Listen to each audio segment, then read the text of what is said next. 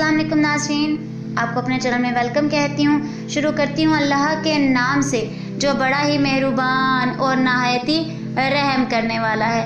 अस्सलातु वस्सलामु अलैका या रसूल अल्लाह व अला आलिका व सहाबिका या हबीब अल्लाह। नाज़रीन, आज की इस वीडियो में आयत नंबर 254 का तर्जुमा और उसकी तफसीर बयान करूँगी। वीडियो का आगाज़ करती हूँ। ऐ ईमान वालो, हमारे दिए हुए रिस्क में से अल्लाह की राह में उस दिन के आने से पहले खर्च कर लो जिसमें ना कोई ख़रीदो फरोख्त होगी और ना काफिरों के लिए दोस्ती और ना शिफाहत होगी और काफिर ही जालिम हैं। अब आपको इसकी मैं तफसीर बयान कर देती हूँ। अनफिकू मिम्मा रज़क़नाकुम, यानी हमारे दिए हुए रिस्क में से अल्लाह की राह में खर्च कर लो। नाज़रीन, फ़िक्र आखिरत देते हुए इरशाद फरमाया जा रहा है कि क़यामत के आने से पहले पहले राय खुदा में अल्लाह का दिया हुआ माल खर्च कर लो। क़यामत का दिन बड़ी हैबत वाला है।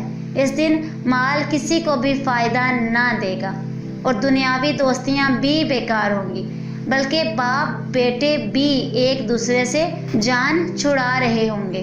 काफिरों को किसी की सिफारिश काम ना देगी और ना दुनियावी अंदाज में कोई किसी की सिफारिश कर सकेगा। सिर्फ इज़्ने इलाही से अल्लाह के मकबूल बंदे शिफाहत करेंगे।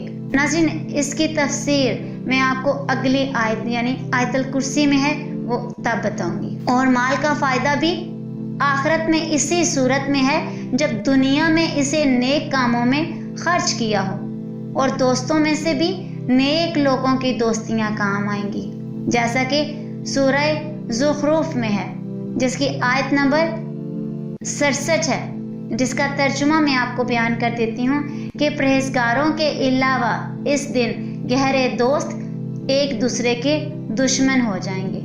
वल काफिरुना हुमुज़ ज़ालिमून, और काफिर ही जालिम हैं। जुल्म के मायने है किसी चीज़ को गलत जगह इस्तेमाल करना।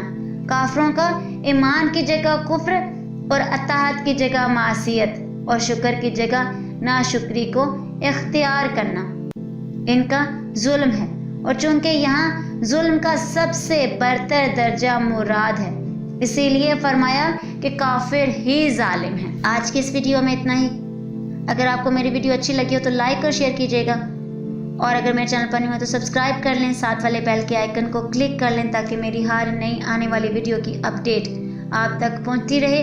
अपनी कीमती राय का इज़हार कमेंट बॉक्स में कीजिएगा। दुआ में याद रखिएगा। मिलते हैं अगले वीडियो में, तब तक के लिए अल्लाह हाफ़िज़।